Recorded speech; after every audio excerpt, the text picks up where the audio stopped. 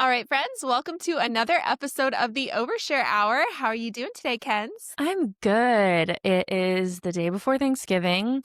I've been off this week with the kiddos, and it's been a little hectic in some moments for sure. I think I'm coming down with something, but I'm drinking my tea, and it's going to be Oh, fine. no. It's going to be fine. It's gonna be fine. It's going to be fine. We're just going to Yeah. not think about that right No, now. no. Luca just was like deathly ill for 2 days, and it's fine. Oh, my hmm gosh. He gets That is the worst. everything. His work, I think it's because they work so closely with each other in like bathrooms and stuff with like not a lot of ventilation that they're just constantly getting sick from each other. So he's sick bringing stuff home all the time, and I'm like, stay away from me. Don't Oh, I get feel near me. that. Yeah. But I'm okay. It's not that I feel feverish. It's more just like I'm starting to feel the cold like symptoms. Yeah. Yeah. Tis the Hopefully it does season. not turn into, tis the season, which we're going to get into. We're kind Yeah. of doing a little bit of a holiday episode. Woohoo. So instead of our overshares at the end, we're going to go over some holiday topics, which we're really excited about. Yeah, totally. But first, we are going to answer some questions or give some advice. And I would just like to ask you a quick question, Jubilee. Are we therapists? Wouldn't you know it? No, we're not. Mm.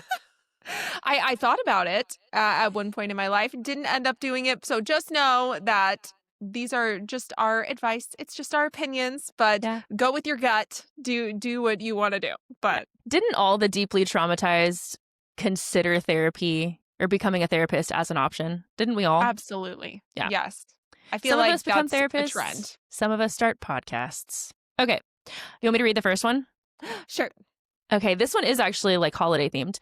It says, "Hey, Overshare Hour. Last year at Christmas, my grandma would not stop commenting on what I was eating. Like every time I put something on my plate, she'd say something like, 'Are you sure you need that?' It made me so uncomfortable that I barely ate. And now I'm already dreading going this year because I know she's going to do it again. How do I handle it without causing a whole family scene?" Oh, gosh. I hate this so much because I feel like it's so common. Most women that I've talked to have experienced something like this. And I'm like, why are the moms Mhm. and grandmas like so often perpetuating this?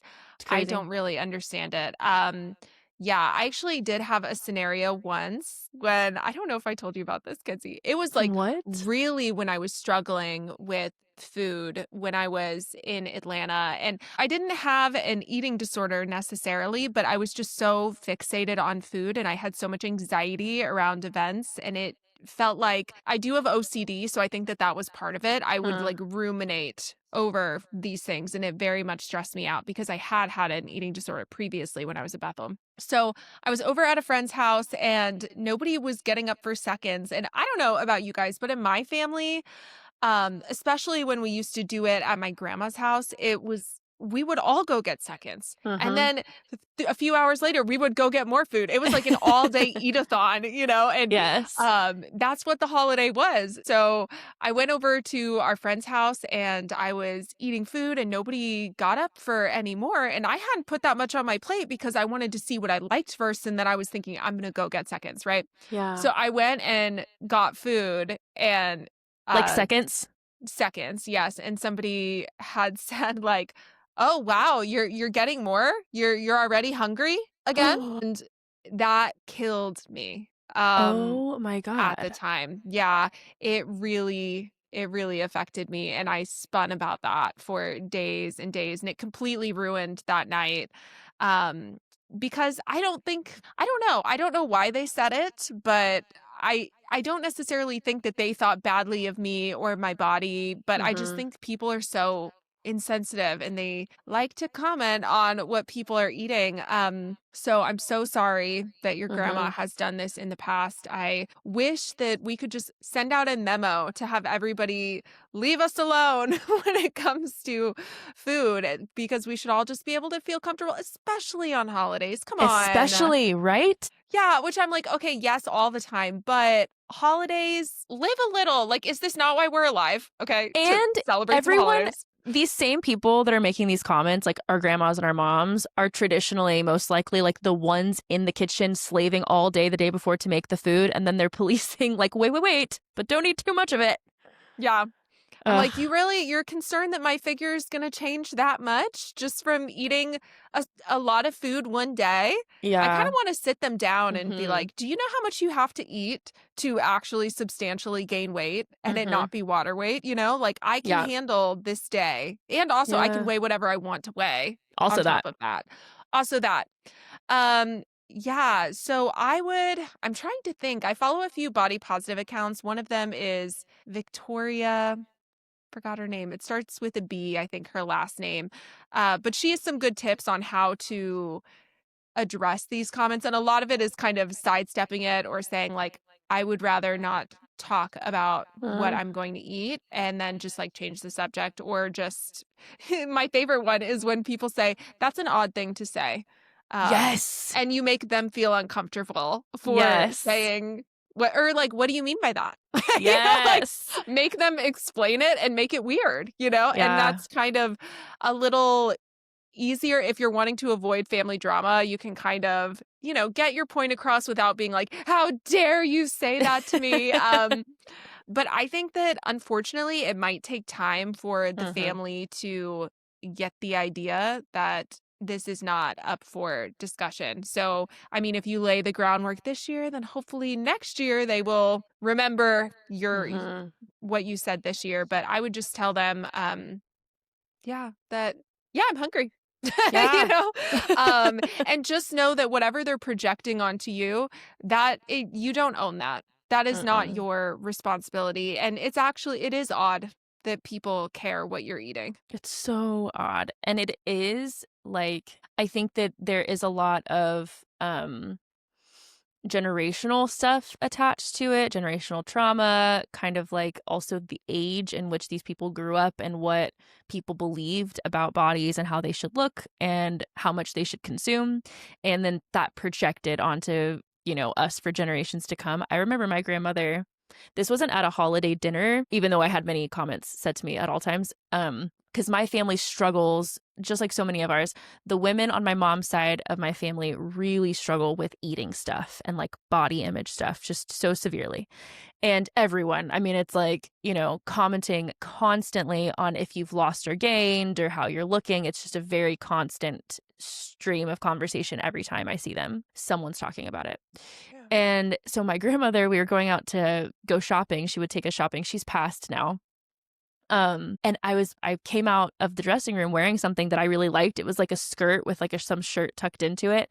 And I came out and I was like, "What do you think?" I was probably in middle school. And she said to me, and I was with my cousins who I always kind of like was just a bigger child, like they were kind of more petite.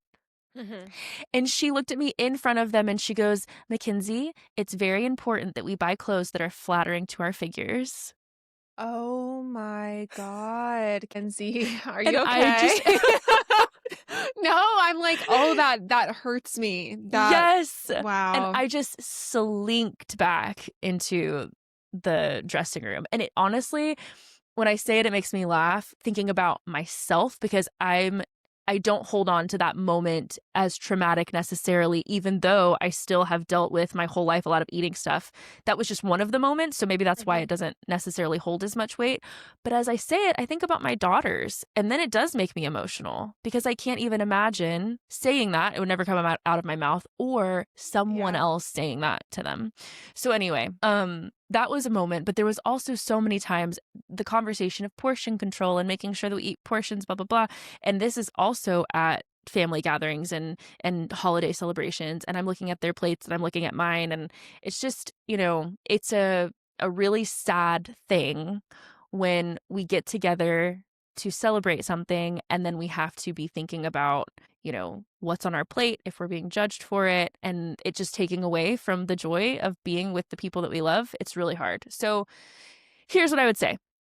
I don't know your family, so I don't know how you can handle it without causing a whole family scene because if you're asking that, it makes it seem like your family is similar to mine, which is one person, all people. If it has to do with one person, then everyone gets involved. And I'm really sorry if that's the case, but it might be the case. So here are two routes. I love the first route that you talked about, Juby, which is saying, "Oh, what a weird thing to say," or saying, "Yeah, I'm starving today," and just really trying to like Mm. brush over it or turn it around and make it show them how weird it is. It's not unkind to say, well, that's odd, or, oh, what do you mean by that? Like, I love that. I think that's such a great way to address it, because I do think that it will catch people off guard. They're not expecting you to say something back or to ask a question and inquire about where that's coming from. However, you have to be open to them responding with some bullshit. So if you were to say, "Oh, what do you mean by that?" and then they're feeling defensive because they So have true. no idea what they mean by that and they don't know how to tell you what they mean by that, then some more bullshit might come out of their mouths. So you have to be aware of that. The other thing is the more head-on approach, which is, again, probably not avoiding family drama, but potentially avoiding a scene like at the actual event, would be before the event saying, "Hey, I love you so much, and it's really important to me that no one makes any comments about my body or how much I eat. Like, I want to say right now that I will not be receiving any comments about food consumption or the way that my body looks this year." And that is challenging to do. And I think that a lot of people would like to avoid having to set hard, outright boundaries, but sometimes we have to. And depending on the personality of your grandparents, how unaware and oblivious they are to how inappropriate it is, because I think a lot of times our grandparents just don't even understand that it's as inappropriate as it is. That doesn't make it okay. It just means that we have to tell them that it's not okay to do that to you. And it can be really awkward to set hard lines and draw hard lines in the sand with people that we love and respect. But it's okay. For what I've learned with my grandparents, because I grew up in the culture of, like, we honor our elders, and that means we never challenge them and we never say anything that's going to make them uncomfortable, and whatever they say, we just let it pass. And I think we can honor people and respect them for who they are without abandoning ourselves. And so there is a kind way to say, "Hey, I love you so much. I cannot wait to see you on Thanksgiving or on Christmas. Can you please not mention anything about food consumption or my body? I would really appreciate it." And then you have to let them or either succeed or fail at honoring the boundary before you decide what you're going to do from there. I mean, I do think being completely oblivious has a lot to do with it. I mean, my mom, she'll say straight out to me, because my weight fluctuates. It always has. I'll weigh 30 pounds less one year than I do the next year. And typically when I weigh less, everyone's like, "Oh my God, you look amazing." And then, like, when I weigh more, it's like, "Oh, you look healthy. Did you have a good year?" It's like and you just know the vibe of how people feel about certain things, Yeah. and it's super uncomfortable. My mom will straight up be like, "Oh, are you taking weight loss medication? You look so good," to people she barely knows at Christmas. And I think it's just because she doesn't, like, it just does not click in her brain. I'll look at her and be like, "Do you not know that that is so not okay?" Um, so yeah, sometimes you have to define for people what is okay for you and what's not, and let them hopefully respect it. Oh, yeah, that's so hard. I Mm-hmm. agree that sometimes people, they don't know how they're coming across or if it's Mm-hmm. okay or not to say it. And although sometimes they are very much going in with the intention of, like, if I hurt your feelings, that's good though, because you need to lose weight. Okay. I mean, there are people Dang, who you're right. are that. I mean, unfortunately, those aren't, We know um, people like that, actually. yeah, yeah, we do. So that's difficult. And if you're dealing with somebody like that, where you really do feel like these pointed comments are not just more so from them being like, "Oh my gosh, that's a lot of food." And they might be thinking, "I wish I could eat that much food." Like, you don't know what they're thinking. But if you're dealing with someone who, no, they're being malicious and they're doing it Mhm. on purpose, I would, and so much easier said than done, try to remember that you don't respect their opinion and that they're Yeah. not kind, because that's how I've dealt with a lot of negative comments on social media. Like, I only get upset about comments where I have some type of maybe I feel like they're right, or I worry Mhm. that they're right. But, like, when I get comments from people who are like, "Wow, you must have been such a handful with your ex," Yeah. those, I'm like, "Wow, you're a horrible person." And those don't affect me at all, because I know that no woman deserves to be abused, no Yeah. matter if they're on their period and they've been crying today. Like, I know that Mhm. people deserve respect. So when it comes to comments that I know that they're just so wrong, um, thankfully, me framing it as, "I don't actually respect you." Yeah. Like, I don't respect you. I don't respect that opinion. I think that you're actually being malicious on purpose. So that doesn't really pierce me as Uh-huh. deeply. So I would just try to remind yourself that, which, like I said, easier said than done, that their opinion doesn't have to necessarily be valid to you. Yeah, yeah.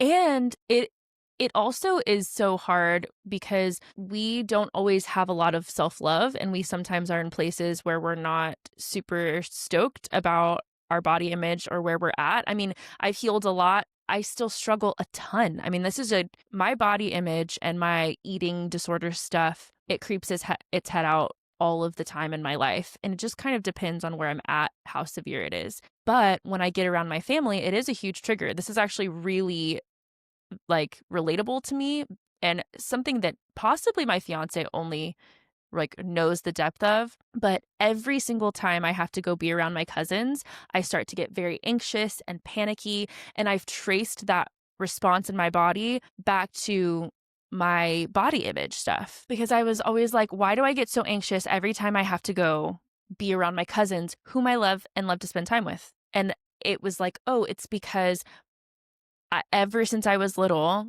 I compared myself and was compared by grandparents, parents, who was the prettiest one, who was the smallest one, who was the most popular one, blah, blah, blah." And so, although we love each other and we don't act competitive, there's a lot of support and love in my relationships with my cousins. I'm an only child, so I was like a sibling to them. Like we don't feel competitive with each other. It's not like we're trying to compete, Yeah. but there is always this looking to each other and a lot of admiration and like a lot of like, wow, like I wish I could do that or I wish I was more like that. And that's kind of been our whole lives and all of us to each other and our parents and our grandparents also making lots of comments about beauty and figure and exercise and the importance of blah blah blah blah blah that now anytime I go around them, I'm like I wanna wear, like, a paper bag and, like, hide in a corner, and I don't want anyone to look at me, Mm. and, yeah, I've really noticed that, and so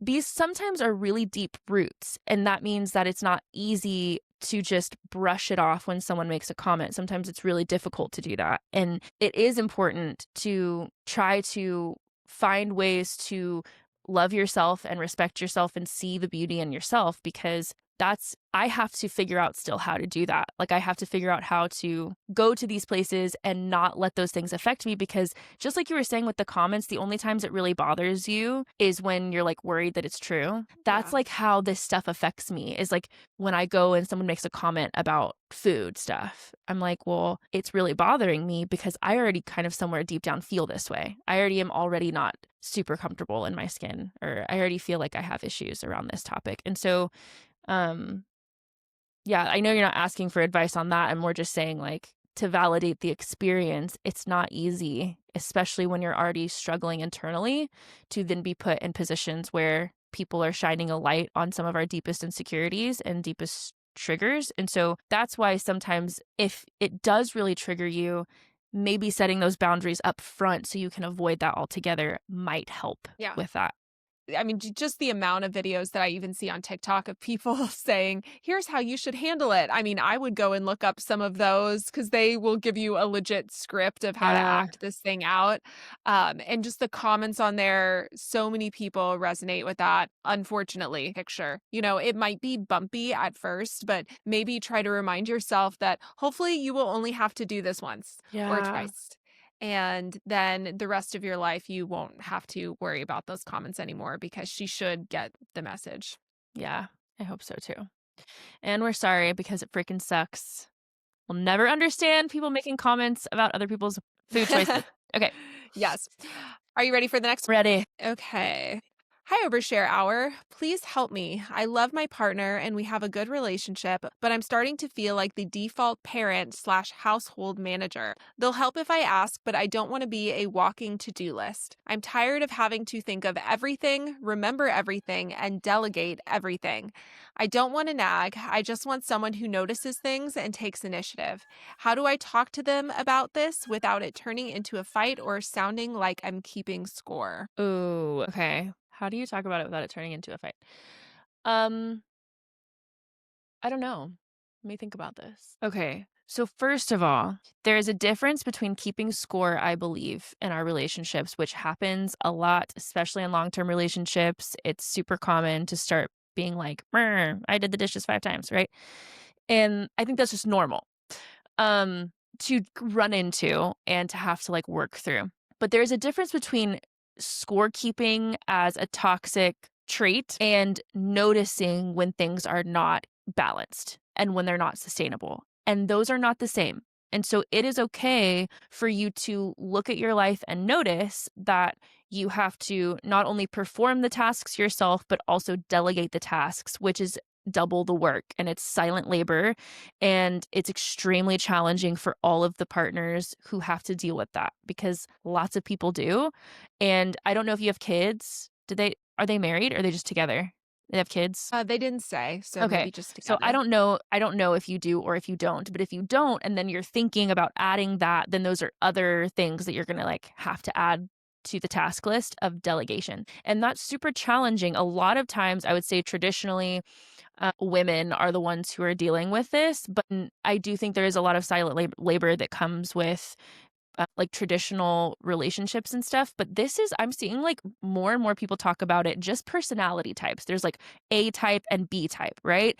And it doesn't really matter necessarily gender. I have friends who they're struggling opposite, right? There's the woman in the relationship is like super chill and like whatever, and the guy is like more type A, and so he's feeling the same way, like an imbalance in the relationship.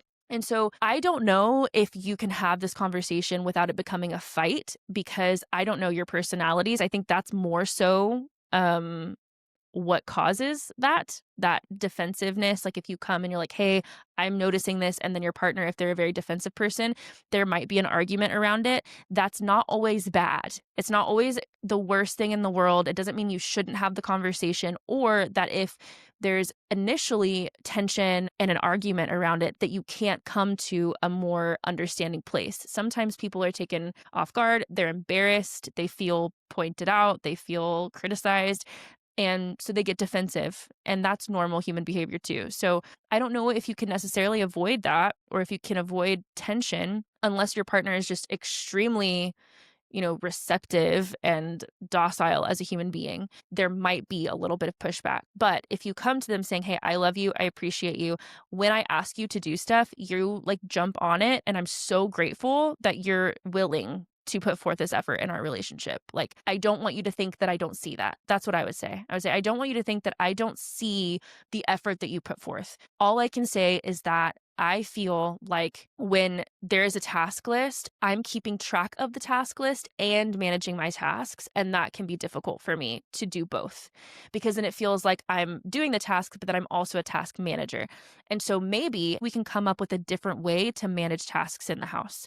And then what I would do is I would say, like, the way that I do with my kids, I mean, we are not children, but the reason I don't do this with Luca is because we have ADHD, and the way our brains work with house tasks is like we're constantly moving from task to task at all times, and it's so chaotic, but someone is doing something at all times. It's not like we just don't really have to have this conversation a lot because unless it comes to the kids and there are tasks that he is unaware of that I have to notify him of, just like regular household things, we kind of both just are moving like busy bees. That's kind of how we are. And our house is always a wreck and nothing's ever done. So this is not perfect relationship stuff. I'm just saying, like, because we both have ADHD, that's kind of like how our household runs. I don't know how to explain it other than that.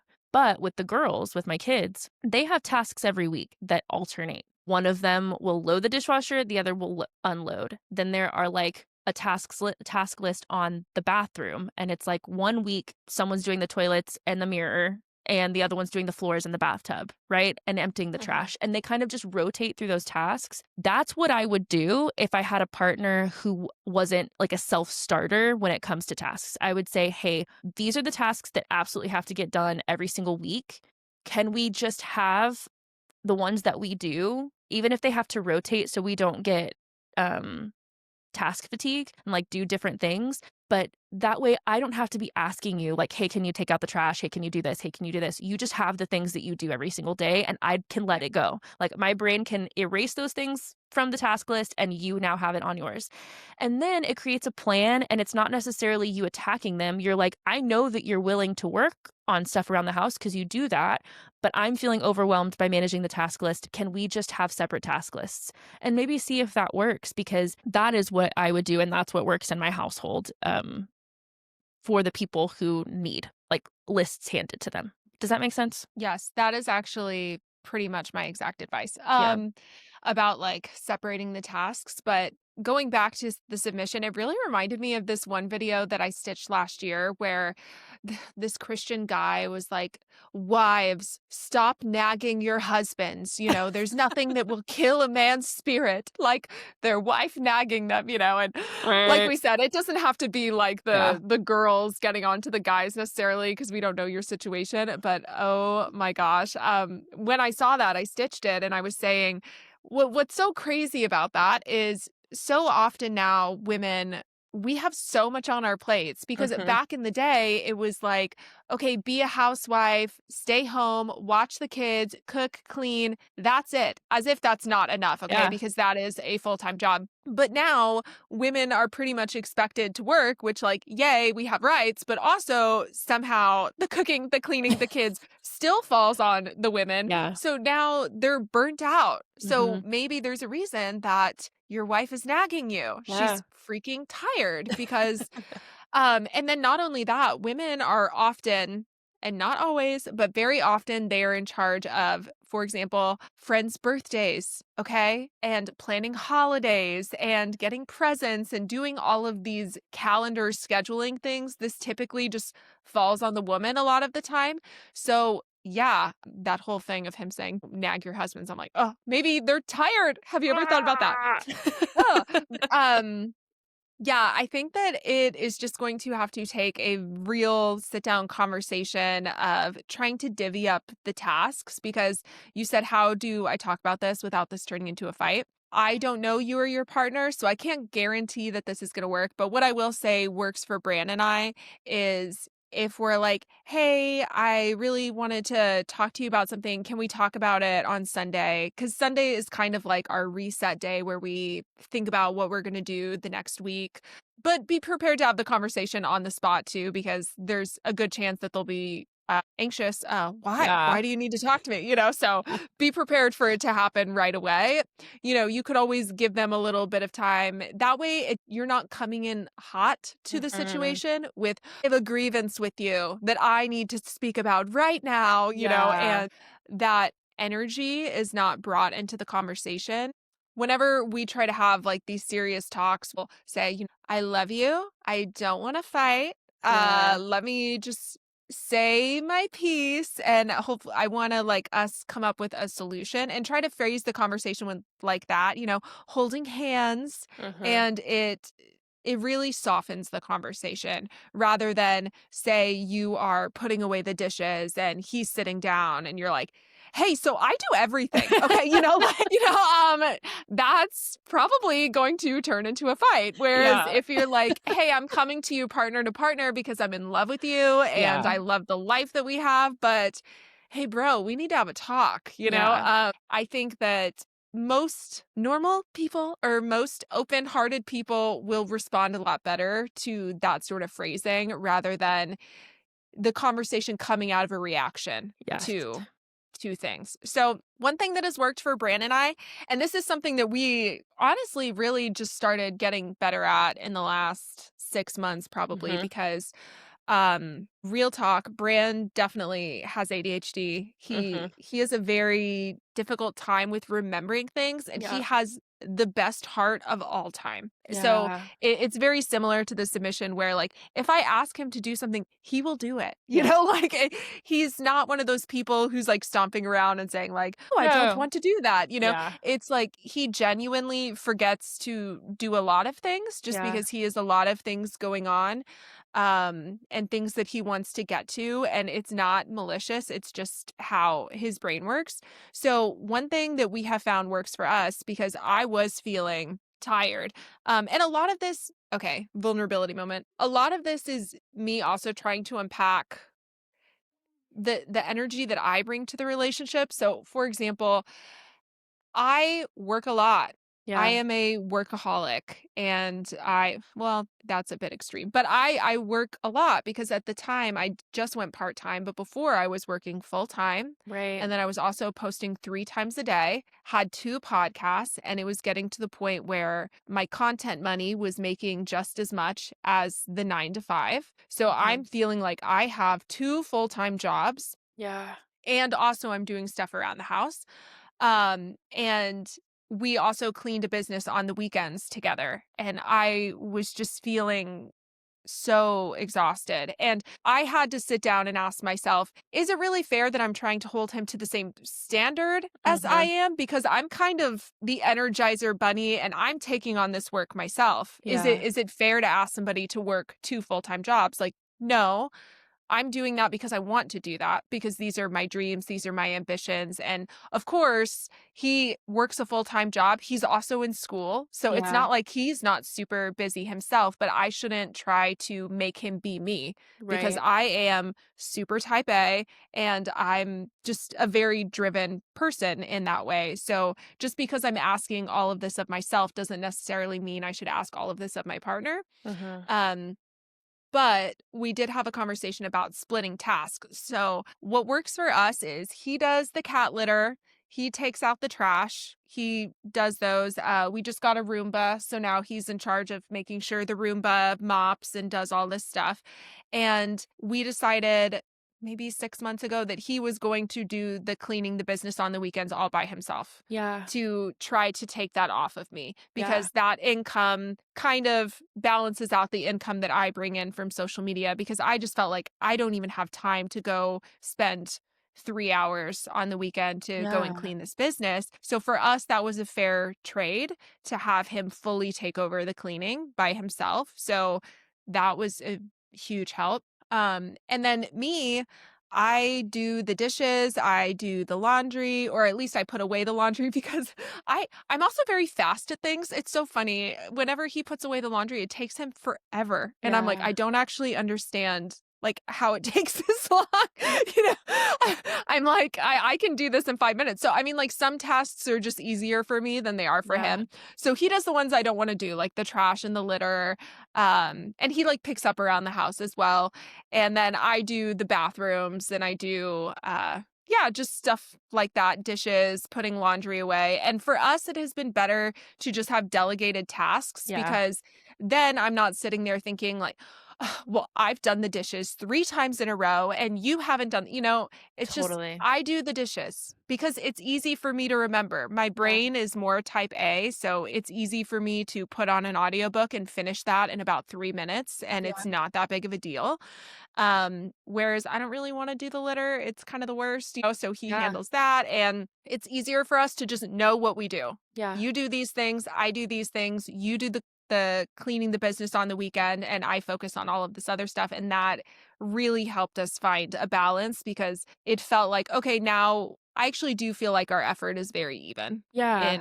in what we do. So I think having a conversation about, and I think it's good to just be honest and say, what tasks do you like? Which ones do you dread the most? Me, I hate sweeping. Yeah. I think it goes back to when I worked at Chick-fil-A and I'd be sweeping and then they would say, go do it again. And I'm like, I just did it. Am I just bad at sweeping? And I just had so much anxiety about sweeping this entire restaurant. I hated Yeah. it. So even when we were cleaning the business on the weekend, he did the sweeping there too. Cause I Yeah. don't You do made it. sweeping. I don't do sweeping. I don't do mopping, but I can clean a toilet. I can do that. And Yeah. so just have a fair conversation of what tasks do you like? What can you tolerate? And what do you absolutely not want to do? Yeah. And just split it up that way. And then from then on, I think give it a couple weeks for them to get in the groove of the new system, Yeah. so don't on day 2 be like, you said you were going to do this, I mean, but yeah, I think eventually you'll settle into something. But another thing I was going to say is if they forget, there's also we don't do this now because we found our system that works for us. But before, we used to have an app where you can have a family app where you can write to-do list things on Well, it, and it will send notifications to him to do it, you know? yes. So if they forget, it will actually put it on the calendar and send them a text or a notification and say, make sure to do Like, this. until And they click it off, like, that they've done it? yeah, Yeah, yeah. cool. So, I don't remember what the name of the app was. I could probably go try to find it, but that was really helpful as well to be able to divvy up tasks, and it's kind of like your house manager on your phone, and that way the phone can nag your partner, and Yes. you don't have to do it. I was thinking about the timeline thing too, because that is something that with mental health and ADHD, because I think I was speaking from the place of like where Luca and I are at right now, which is we're on the um move your body days of ADHD, and then we have ADHD burnout days where it's like we can't freaking do anything, and that's just the cycle of life. It's like a million things get done and then nothing gets done and then a million things get done. That's how it is. But if we're not synced up, so what the advice that I gave earlier talking about how divvying tasks don't work for our lifestyle and our relationship, I'm also thinking about it from like the fact that we're both on the move your body days, which is so great. It's so great to be here together. But sometimes I'm on move your body and he's on burnout or vice versa. And so I wanted to touch on what you talked about the timeline, like being like, you said you were going to do this. So one of the fights that Luca and I have repeatedly over and over and over again, probably for the rest of our lives, is that I will be like, can you do this thing? And he's like, yes, I will. And then 5 minutes later, I'm like, can you do the fucking thing? Can you do the thing already? And he's like, dude, I like, yes, I will totally do the thing. But when you ask me to do something, you expect me to like put down the food that's in my mouth, like onto my plate, like stand up and get to Yeah. it. And I'm like, that's so true because then if I'm in that mindset, I'm typically like irritable or anxious. And so I'm asking him to do something because I need this to be done or else like it's going to make me anxious that it's not done. And so Yeah. if he doesn't do it quickly, then I'm like, you know what? Never mind. I'll just do it myself. Right. And it's not that I say that, it's that I feel that way. So when I ask him like, well, you didn't do it, he's like, babe, it's been 10 minutes. I'm still doing this thing. I will do it. And my thought is, okay, well, I'm afraid you're going to forget to do it. And then I'm going to be mad. Or I asked you to do it because I want it done now and you can't do it for 20 minutes. Right. So this is not bad. This is just more about communication where I'm like, okay, so in the future, in order for me to not be like, well, why haven't you done it yet? Can you tell me, hey, I will take that off your plate, but I can't do it for at least 20 minutes, right? Or Yeah. like it's not going to get done right now, but it'll get done before the end of the day. Is that okay? Right? And then it's my choice to either do it anyway myself or let him take the time that he's going to take. And then it's on you and you can't be mad at them for that. If I decide to do that task because I want it done sooner, I can't be mad at him, because he has his own life and his own things that he's doing too. Unless he's not this kind of person, but I'm saying unless he's just like, yeah, I'll do it later because I'm sitting here playing video games or something. That's different. But I'm Yeah. saying like people who have lives and are working together and doing things and contributing to a family, you kind of have to give them time to complete tasks. And that's something that I've had to work on when we're not in sync with our like Energizer bunny faces or whatever. So anyway, I just wanted to add that. Totally. Yeah. Yeah, that's so good. Oh, well, Yeah. I hope the conversation goes well. Like I said, I think going into it when you're not actively pissed is probably the best way to go about it. Yeah. Yes, yes, All yes. right, so I think we're going to jump into our little holiday segment. So this is kind of going to be our overshare. Later on, we're going to share some stories. But first up, Kenzie, I'm going to give you some scenarios. Okay. And you are going to tell me if it is either a green flag or a red flag. Wait, are there beige flags? Sure. Okay, thanks. You have to explain your answer. Okay. Okay. On all of them or just on the beige flag? On all of them. Okay. I want to hear your thoughts. Okay. Okay. So green flag, red flag. Bringing Tupperware to Christmas dinner. Like bringing food that you've made or bringing Tupperware No, to fill it and bring home? Yes. In anticipating that you are going to fill this Tupperware and take food home. Okay, I'm actually going to say beige flag. Here's why. Some families are like, you're going to go to Christmas dinner and you're going to get sent home with plates of food. That's how my family is. So typically, what ends up happening is they use all of their paper plates and foil to just send plates home with everyone that comes. So in my mind, it's almost doing a service to bring your own Tupperware because you know for sure, like, no one's going to be offended by that. Everyone's going to be like, yes, and there's so much food, please take some, right? And they're like your closest family members. I don't know. It just doesn't seem that weird to me if you're going to grandma's house and bringing Tupperware, if you know every single year prior you've taken home food. If you're bringing Tupperware to your new boyfriend's mom's house for Christmas dinner because your family always sends food home and you're like, yay, I'm going to get a few meals out of this, then yeah, that's a red flag. But I don't know. I think it just I agree. depends. What do you think? No, I agree. I Yeah. think the way to go about it Mhm. is to bring the Tupperware in your car and leave it there. That way you don't show up being presumptuous, because I agree. It depends on whose house you're going to. Yeah. If you're going to like a casual friend's house and you've never done Thanksgiving with them, that is like red flag behavior. That's so weird. I Super wouldn't even weird. bring the Tupperware in the car. I wouldn't do that. Yeah. Um, I wouldn't even bring whereas, Tupperware to your house. Like, if you were doing Thanksgiving, I'm not gonna bring Tupperware to your house. yeah. You're Yeah, not my I will grandma. say, what was it? It was something recently we ate at my parents' house, and there was so much food left over. Yeah, they got Olive Garden. They Uh-huh. catered Olive Garden, and we had a family movie night. And my mom ended up giving me glassware and had me bring home a bunch of stuff from Olive Garden because she was like, "We are never going to Yeah, eat all of this," and I still have her plate in my exactly. cabinet. And yeah, actually, I am glad that we are talking about this because I am going to bring Tupperware tomorrow because I know that she is going to give me food because Yeah. it's too much food and there's what, 6 of us, Yes. we're not going to eat all of that food and I know that she's going to want us to bring it home. So I Yep. think Now you don't steal her Tupperware. yes. Yeah. So maybe bring it in the car. Okay. You ready for the next one? Yes, ready. Your ex's mom still texting you Merry Christmas. Red flag, Oh. green flag. Okay, wait. Ooh. Wait. Yeah, it's a beige flag. Okay, okay. Okay, Everything's listen. beige. I knew this was gonna happen. Okay, it is a red flag, I would say, generally. But if your mom texted me, Happy Thanksgiving, Merry Christmas, Happy Birthday, Happy Mother's Day, that's not weird. It's not. Yeah. It's not like we talk every day, but like she will say Happy Mother's Day. I'm the mother of her grandchildren. I don't know if I'm going to get a Merry Christmas from her, but it wouldn't be weird. Like that wouldn't be like a red flag. But I would say if any of my other exes that I don't have children with texted me, that would be freaking weird. What do you think? Really? Yeah. Okay.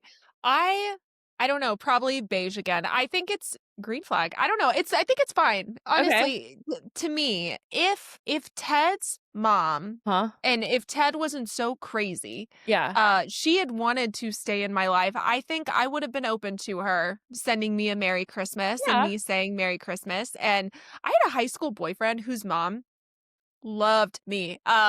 She like Aw. helped paid for some of my mission trips. They wrote a Mm. huge donation check and we're still friends on Facebook and like she doesn't text me or anything like that. But for a couple years after we broke up and he was a casual, like I dated this guy for 2 months. It was Yeah. not serious. Had she texted me, I would have been like, yeah, that's fine. I Yeah. think maybe it might get into red flag territory and get a little weird if your ex is now with someone else. 'Cause Okay. I would feel bad for the new girlfriend a little But what bit. if you're with someone else? I think that Luca I would don't feel know. weird if all of my ex's moms were texting me Merry Christmas. I do think he'd feel weird. See, I don't think Brandon would feel No, he weird. wouldn't. No, he He would wouldn't. not feel weird. He would be like, "That's great, I'm so He'd be like, happy." "That's so sweet." He's like he's so chill. He would Yeah. be like, "Sure, yeah, grab dinner with them, why don't you?" Like, I don't think and then even if I was like, "Yeah, and my ex is gonna stop by," he'd be like, "Well, tell him I said hi." Like Brandon's so crazy. He's so chill. He really So is, yeah. I do think it depends on the partner. I Mhm. do, Yeah, but for I sure. think I would yeah, I guess I still wouldn't think it's like really a red flag if the ex is in a new relationship. It would be more of a red flag if you texted the mom. I think at that For point, then sure. you, as that person, should Yeah. respect his relationship and just kind of let that relationship go, you Go, know? yeah. Mhm. Yeah. I think, like, texting all the time is odd, but a Merry Christmas, I don't know. I don't think it's that bad. Okay, okay. A partner's family buying your kids bigger gifts than you. Okay. Wait, okay. So, like, Luca's family buying them a Yes. bigger gift? Yeah. I okay, hold on 1 second. Um, Generally, that doesn't bother me. I think that, like, no matter what, I want my kids to just, like, enjoy whatever it is that they get, and it doesn't really matter to me, like, whether mine's the best, biggest gift. I've never had that feeling. Like, we've had a friend who's like, "I'm not gonna do the best gifts from Santa for my kids because then they're gonna think" right? Yeah. I've never really been like that. I'm just like, I just wanna see my kids' faces light up. However, but I understand the feeling. This year, we're doing something, like, really super big for the kids. Do you know what we're doing? I think so. Okay. Disney World. Yes. Okay. Okay. They're here. They're in my house. I can't say it louder than that. So it's a super big surprise. And if my dad or like Luca's grandma came out of the woodwork and they're like, a trip to Paris, I'd be like, obviously that would really bother me because I'm like, wait, no, Yeah. like this is a big deal. Like, let it be a big deal. But other than that, no, I don't think that's a red flag. I'm like, well, who cares if they have an abundance and they want to share it with your children? What's wrong with that? No, I agree. Yeah. I think it's fine. Yeah. Especially if it also depends where it's coming from, if Yeah. they're trying to upstage you, then it would be a red flag.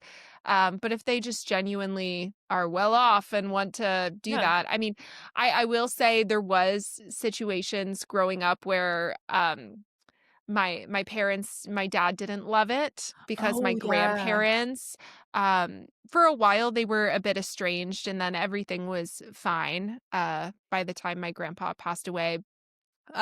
He didn't love that because my grandparents were very wealthy, so they would, you Yeah. know, give us like $500 in cash and then get us a bunch of huge gifts. And, Yeah. that did kind of bother my dad because he said, I want the gift, which my dad, he was getting us really good gifts too.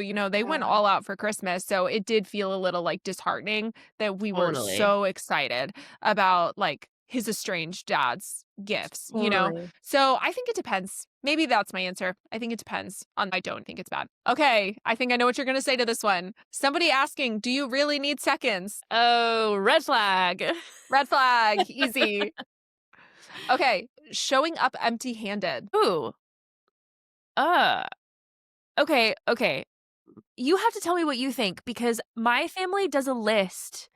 Here's all of the things that we need, and then you everyone fills in a space to bring whatever they're gonna bring, and then, like, if there's nothing on the list, I would never bat an eye at someone. If everyone's already filled the list and the person, the last person was like, "Oh, okay, there's nothing for me to bring," I would never bat an eye, but also I would always, like, bring a bottle of wine or, like, a dessert. So I wouldn't say it's a red flag, though. I wouldn't be like, "What's wrong with you? You didn't bring anything," you know? Yeah, I think it depends on the vibe of where you're going. Yeah.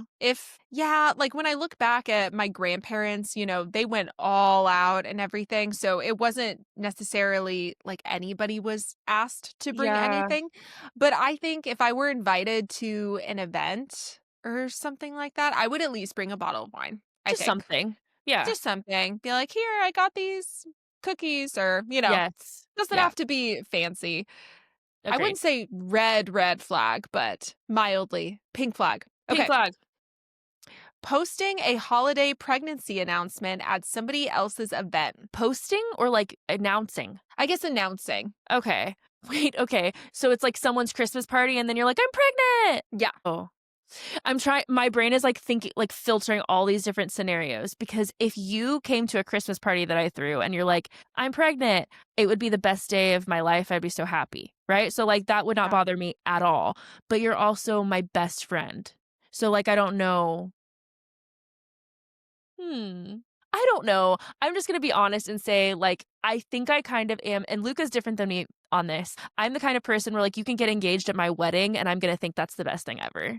So, I don't know. Maybe I'm the wrong person to ask. I don't really think it's a red flag. I think that's like, yay, more celebration. But Luca's like, that's absolutely inappropriate. Don't get engaged at someone's wedding. Yeah. I think if it's a holiday event, I Mhm. don't think it's crazy because I remind me if I'm wrong, but I think that one of the people we were connected to, I think she announced her pregnancy at a holiday thing because it was the Oh, only time that the everyone family was was going together. to be there. Mhm. So it made sense to do that rather than to just send a text message and it's like, "Yay, the whole family's going to be here. Yay, I'm going to make an Yeah. announcement." So I don't think it's a red flag. I think it becomes a red flag if it's somebody's see, this is where I will disagree with you. Yeah. It becomes a red flag if it's somebody's birthday or wedding, Okay. or it's something about them Personal to them. specifically. Yeah. Yeah, and even I think it's fine to do it on their birthday or their Mhm. wedding if you ask them and they genuinely look jazzed about it. Yeah. Though some people pleasers might be like, "Sure," Yeah. so, I mean, I personally don't, like, love the idea, but I don't think it's a red flag, especially if it's a holiday party, Yeah, somebody like else's a event. general. Yeah. Yeah, then I think it's fine. Yeah. And also it's never happened to me, so maybe I would feel differently if someone got engaged at my actual wedding. I don't know. I just in my mind, I'm like, "Oh, that's cool." But I get it. I do understand. Yeah. Yeah. Mhm. Was that the last one? Are there more? That was the last one. Okay. Okay, well, I have now it's my turn for my segment. Let's talk about chaotic holiday moments, and, like, our traditions, and then we can talk a little bit about, like, what the holidays mean to us this year because we both came from our upbringing of, like, religious holiday and, like, what that looked like to celebrate our holiday through the evangelical, lens. Lens. So we can talk about how that looks different now too. But let's start off with chaotic. Ooh, okay. I have so many chaotic stories, but one, I wasn't even going to talk about it until you told that story about how your family had said, it's very important that we wear things that flatter our figure, Mackenzie, right? Okay. And it immediately made me think of this one story that happened on Christmas. So here we go. I love my grandpa. He has since passed. Love Mhm. him. He is a stern man, Yes. was a stern man, and, one tradition that we had is that my grandma treated Christmas Eve like it was the prom. Like, do Yeah. you remember this, Kens? Oh, yeah. Everybody would dress to the nines. When I Oh, tell you we huge were event. Mhm. decked out, and she would even give us her credit card and say, "Go to Nordstrom and go get Yep. a really nice dress." So, I remember one year, I was so excited, which I was in my awkward stage, guys, so was I the cutest little thing in the world? Maybe not, but I was doing my best, and I went and got this dress. I was so excited because it was strapless, and that was Mhm. such a no-go because of Yeah. just church and purity culture and everything. And my mom had me wear a little cardigan over it, Yeah. but just the idea that I was wearing a strapless dress was very exciting. And my sibling was also wearing a dress, and we went to go say hi to my grandpa. And it was no secret that I was not his favorite. I do think I got some more bonus points towards the end of his life because I helped take care of him and we really bonded. But when I was a kid, I don't know. We weren't that connected. So we go up to him, we give him a hug, and he looks at my sibling and says, "Oh my gosh, I love your dress. You look so beautiful. It looks amazing on you." And then he looked at me. He said, "Hi," or something. Like he didn't compliment me at all. Didn't Oh, say he liked no. my dress. And I mean, he was really overselling how much he loved my sibling's dress and how beautiful she looked. And he said not one kind thing to me. And that really hurt my feelings. That really hurt my feelings. Oh, Juby. I know. And it's like, yeah, he would do stuff like that. He was a silly man. Like I said, he was a pharmacist. Yeah. So he used to also make acne medication. He was a Mhm. compounding pharmacist. And I remember one summer when I was 14, I used to go work with him. And he said, you should really do something about your face because I had Oh my really bad god. acne. And in his mind, he was trying to be helpful because he's like, I'm a pharmacist. I make this stuff. Let me give you some stuff for your face, you know. But when you're 14 years old and your grandpa tells you that there's something wrong with your face, No, that's like that traumatic. yeah, it was. And I went home and I cried to my dad, and then my dad called my grandpa and was like, "Hey, you can't say stuff like that. That's not a That's nice thing to mean. say." He's like, "Dad, that's not nice," you know. Hey, Um, I would do the same thing. I would call my mom yeah. or my dad. You're being Oh, yeah, mean. right? Yeah. Oh, absolutely. So I am glad that he had my back, but yeah, so that was one thing, one tradition, and with my grandma, so sweet. She was a music teacher, so she used to put on all of these amazing performances for her middle schoolers, like, they did The Wizard of Oz. I was a munchkin Yeah. in The Wizard of Yes. Oz as a kid. She had me stand in there, and they also did Little Mermaid, so she brought that theatrical aspect Mhm. to our Christmas Eve. So we would have a Christmas Eve performance that lasted like 3+ hours. It was ridiculous. She had a packet of Literally. like 50 songs. Like, I don't even Yeah. know. It was insanity. So many songs. And we had to sit and go through the entire packet. And then, I mean, each song had a tradition too. So there was a song where the guys got up and they swayed as they sang it. And then the girls went up and sang this song about angels. And then she would try to convince us to perform on Christmas Eve as Mhm. if it's like stage presence day. Yep. And Like, I played any my song, violin. though. Yeah, like It honestly anything. didn't even have to be Christmas music. It was totally her teacher coming out Yeah. in her where she was like, "Okay, time for everybody to perform." You know? Um, and that was fun, you know? So I remember there were times where we went up there, we danced, we did something funny, Mhm. or I went up there with my violin, and then somebody would read the Christmas story. Mhm. Then we would always end with the 12 days of Christmas, and there was a sign-up sheet. Guys, Oh this my was a gosh. serious thing. Somebody was tasked with going to everyone throughout the night and saying, "What do you want to be this year for 12 days of Christmas?" And we had to act it out, and she would sit by the piano and we would perform the whole thing. So obviously, the older people always picked the Lords a Leaping because Uh, they only had to do it once or twice. You know, and everybody would fight over 5 golden rings, whoever yes. got to do that, because that was just, you know, Yes. um, yeah, so that was pretty much our Christmas experience, but through the years, it got shorter and shorter because everybody kept complaining about how long it took. So towards the end of our Christmas times together, we would maybe pick 5 to 10 songs, you know, and the Yeah. Christmas ceremony would only last maybe I don't even know how long, maybe like an hour or so. But Brandon, he made quite the impression when I'm we first got sure. together. Yeah, it was crazy. It was so funny. I told him that we used to perform when we were kids because this wasn't really something we were doing anymore now that we are adults and in our later 20s. And he was like, "Oh, I would love that. I But would yeah. love to perform." And I was like, "Are you serious?" Okay, so this is maybe 2020, 2021, and he meets with my grandma. They disappear for, I don't know, 30 minutes, had no idea where they were. Turns out they were rehearsing what Oh they my were going to gosh. perform. So she accompanied him. She played, maybe it's Baby It's Cold Outside. Maybe that's what it was. I don't know. But Uh-huh. Bran got up there and he starts like hand motions, like "Let it snow," Oh you my know, like gosh. singing with it and kind of like "It's chilly," you know, like it was Oh, hilarious. And I had a lot of family members who were probably pretty not skeptical, but they were probably like, "Who is this guy?" Because they know I had just gotten divorced and yeah. they came up to me and they said, "Oh my gosh, he's such a ham. He's hilarious." Like, we love him.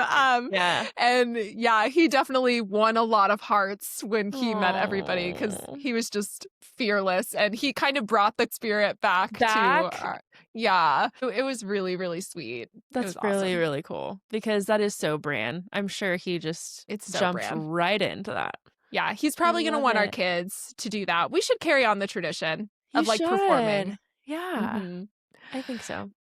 Yeah, but I know that we had a crossover chaotic Christmas one time. We're not going to get into the details, but Kenzie, do you want to talk a little bit about the Christmas that almost wasn't? Oh, let's get into it. So, this actually is probably the craziest thing that's ever happened on a holiday, and it just so happened that it happened together. We were together for it. So, um and disclaimer, everyone that is like part of this situation and this scenario, we're all like super good. We're Like good. we're We're super good. friends. Like here we are, we're doing it. Yeah.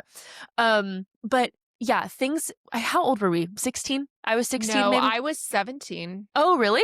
Yeah, so you must have Oh, I was been 18 or 18. yeah, Yeah. 18. Okay. I thought I was 16. Okay. So, I guess I was 18 years old and all of us things had been boiling under the surface, like things that we hadn't worked through, and it was just kind of like piling and building, just tension and things, right? We're not going to get into all the details of things, but just And we knew that this holiday was going to be a lot. Like, I think we oh all went yeah. into this holiday being like, how are we going to get through? And the answer is not well. So we show up and Julie, can you just describe like what actually happened? Like how it all because you probably have a better memory of like do you remember like how it ended up coming out and we ended up like hashing things out in the open? Because I don't remember how it happened. I just remember what happened after. I think that maybe I was sad and cry at the time, guys. I was really depressed. After the situation, I went to the mental hospital. So Yeah. if you've heard of, listen to my Healedish episodes about how I went there and then I got healed at the Heidi Baker conference, this is like the event right before that.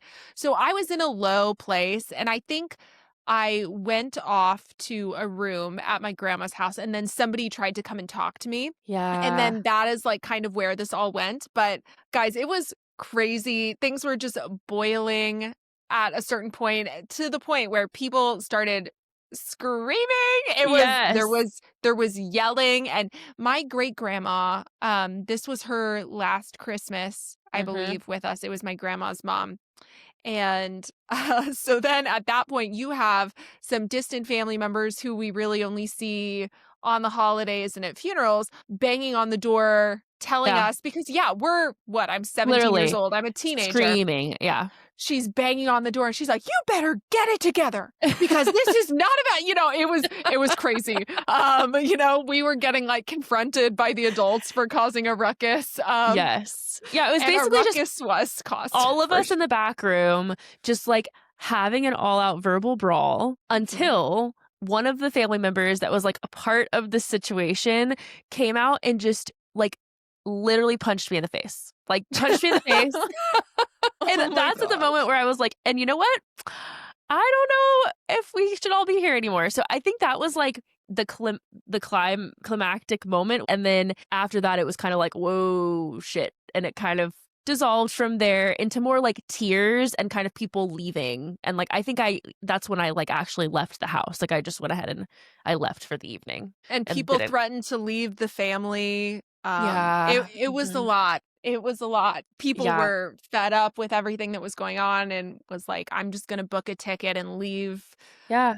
this situation," and all of that was super traumatizing, and then I went to the hospital afterwards, but when we look back at this nightmare of a Christmas, I think, like, I understand it now, that distant family member who yelled at us. I do Yeah. get it. I do, but also the things that we were fighting about were actually quite serious at the Oh, time, totally. so Yeah. it wasn't like we were being petty about No. small Mm-mm. circumstances. This was like boiling up of situations over years, Yeah, like and hurtful, needed it to was be like, talked "Yeah, about and worked through, yeah. let's do this at Christmas." So that But was I that think was the our reason craziest Christmas. is that, like, everyone had been able to avoid each other to a certain extent, but then everyone was, like, in one place at one time, and it was almost the idea of, "Okay, so now we just have to pretend that everyone's happy and, like, we're at Christmas together," and that was really, I We think, couldn't what do it. made it impossible. Yeah. We couldn't do it. But we're all great. We now. are. Thank Uh-huh. goodness. Yeah. Did you have any crazy holidays or traditions growing up? Yeah, I don't really have any memories of, like, crazy chaos in my family, but I do have a tradition that we carry through. So, Christmas Eve, just like you, happens at my grandmother's house or had happened at my grandmother's house my whole life on my mom's side. She's no longer with us.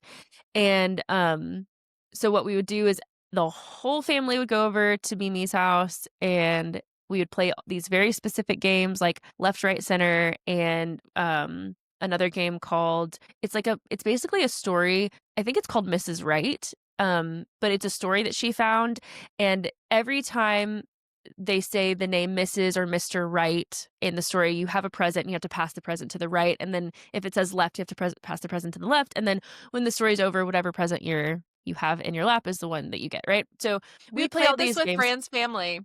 No way! Yeah, it wasn't a story, but it was that same thing where it was passing, Oh, and stuff cool, like that. yeah. Mhm. And so similarly to you and your traditions where people would, like, sign up who's gonna be the person who reads the Christmas story or who's gonna be the person who's the 5 rings, um, who's gonna be the person that reads the Mrs. Right is kind of like was our thing, and so, yeah, we have since and she would always make random food. She'd make, like, ham, but she also would make, like, queso and chips and dip and, like, a bunch of, like, different stuff, and so now that she's passed on, my eldest cousin, has kept all of the dishes that she used for that holiday, and so we make all the same brand of the queso that she used to buy, which is, like, not good at all, but it's, like, what we use because it's what she used, like, it doesn't matter if it tastes good, like, we're just doing it because that's part of the tradition, and we play all the same games that she used to play, and, we all drink a glass of white wine because that was her favorite. Like, we just try to keep, like, her I love alive. that. Yeah, and we definitely feel her. I would say every single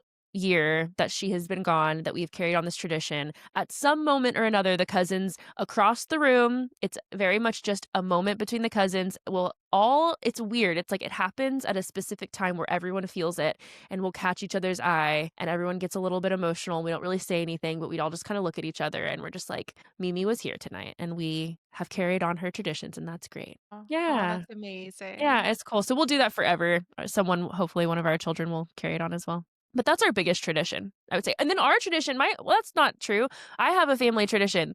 My tradition with my kids, and it's been this way for years, is I read well, we're on the 5th book now, so it's been 5 years, but, every year I read them 1 book of Harry Potter, which we don't support J.K. Rowling, but we love the stories of Harry Potter, and we've decided to continue the stories, and the tradition. But we have read each book every year. I buy the illustrated version, and that's part like, they're one of their Aw. Christmas gifts, so on Christmas, they open the new book or whatever, and then we read it throughout the year, and then on Christmas Day, we decorate the house, like, as a surprise to them in some way, right? Like, last That's year, so sweet. last year we did, like, the Hogwarts letters, and they each got their letter to Hogwarts, and we, like, did this thing where we made the letters look like they were flying into the house through all of the different, like, entryways through the house. And then the year before, we did the Great Hall where we, like, did the thunder and lightning with That was LED lights. amazing. Yeah, so we do things like that, and then we watch the movie, the Harry Potter movie of the book that we read that year. So that's our Christmas tradition and make Oh, I butterbeer. love that. So which Yeah. one are they on? 5. They're gonna watch the 5th movie this year? Yeah. Oh my gosh, that's so Yeah. exciting. Yeah. So it's super cool, and that's our tradition. I Yeah. love it. Well, how do the holidays look different to you Mm. nowadays? Or how do you feel internally with the fact that, you have since deconstructed and obviously growing up the way that we did, that was definitely the focus of the holidays. Yeah. So, interestingly enough, the biggest way that deconstruction has shifted my holiday season is I don't spend it with my family anymore. So, I do spend Thanksgiving with my mom's side, but Christmas Day and Christmas Eve with my mom's side, but Christmas Day, that's like my family that was religious, um, my dad's side, and we spent every single Christmas day together my whole life. I've never had a Christmas without them on Christmas Day, and they are no longer in my life at all since deconstructing. So that's been really different over the last few years of just um, going to their house. I think I've mentioned this previously, like, in other episodes, how I was always the, um, Christian in the family that was heralded and looked up to, so it's like I did the Christmas prayer, and I was the one who blessed the food, and everyone looked to me to, like, do the blessing on all of these events, and now I'm the black sheep who is, you know, not Yeah. allowed to be there for Christmas anymore. So I think, and not just not allowed, it's my own choice as well. But yeah, so I would say that now it's really interesting how all of my traditions before with my family, I was like this perfect poster child and of Christianity and evangelicalism, and church was a part of my experience and things like that, and we just made Christmas about our family and our traditions, and we don't really try to see extended family on Christmas Day. We've decided as our little family unit that our doors are open, and so we are like anyone who would like to see us is welcome to come here. But we're not going to overextend ourselves because I feel like as a part of reclaiming my life after evangelicalism has kind of bled into boundaries with family as well of um it's not always about how many people do I have to see, how much can I spread myself thin, how much can I give, how much can I suffer through, and I feel like that's how my entire life felt as an evangelical in the cult sense, and so now I feel like I'm really okay with saying, oh, holidays can be about feeling good, holidays can be about family, holidays can be about staying home and resting, and um like doing what feels good to us and not what we need to do for everybody else and what looks good on the outside and making sure everyone else feels really good and comfortable. But yeah, we leave our door open, and if my parents want to come by or any family wants to see us, they can, but we do not leave our bubble. We do our own thing with our own family on Christmas Day, and that's just what feels good to us now. Oh, Yeah. that's What good. I about like you? that. Um, I don't know. This year is we're doing something a little bit different. I want to get our own sort of traditions. Right now, we don't have that many. Um, in the past, we've always done the pajamas at my parents' house, but we're not going to my Yeah. parents this year. So we typically switch off. So it'll be with his family or my family. And in theory, it was supposed to be the year to be with my family, but we decided to not do that this year because his cousins come every other year, and unfortunately we were on opposite schedules. So whenever his cousins were in town, that was the time we were with my family, which is just inconvenient. So we've been wanting Yeah. to like restart it and get on that schedule for a while. So yeah, we're going to be spending Thanksgiving with my parents, and then on Christmas we're going to spend it with his family, and I'm so excited. His mom Yay. is the best, his brother's the best, and we're just going to have fun watching old Christmas movies. They're like really into black and white movies and some of the older Cool. ones, and yeah, I'm excited about that. We're setting up a time to go and do Christmas cookies too. So I'm going to go to the house and watch Yay. movies and do Christmas cookies, and I think just finally, I want to get into the mindset of kind of what you were saying of like doing our own thing, making our own traditions. I think now that I'm 31, okay, Yeah. I can decide what I want holidays to look like, you know. So before it was definitely more focused religiously, and Mhm. yeah, I think just allowing myself to do what feels right, however little or much in that Yeah. area with spirituality and stuff, but just getting to enjoy the little things, watch a bunch of movies, and Bran is so excited. He got I don't know if I told you, but he got these lights that go up to the TV, so they're in sync with the Oh, TV. So it's very fun when we that's watch so movies. cool. Yeah, it's very immersive. So honestly, puzzling. I feel like puzzling Yes. would be good, and I'd like to start a tradition that has to do with books. I haven't nailed down what I want it to be, like, maybe we buy each other books or something like that, but, definitely pajamas, Cool. books, and, yeah, one thing we do is biscuits and gravy on Christmas Yum. Day. Oh my gosh, so good. So Y'all make it? Yes. Yeah. Oh my gosh. It's Yum. delicious. You should try it. Ever since I started, I'm never going back. You know what? Luca makes a really good biscuits and gravy, so maybe I'll make him do that this year, because that's what his grandparents did for him. They would do biscuits and gravy on Christmas. So I'm like, yeah, that's fun. Yeah, I'm excited for the holidays. I'm so excited. Yeah. Yay. Well, thank you guys for hanging out with us today for our little holiday episode. Feel free to send us any more holiday submissions. Maybe we'll do a few more submissions like this leading up to Christmas. But yeah, keep writing in and we'll give you guys our advice. Yes. Love you guys so much. Bye.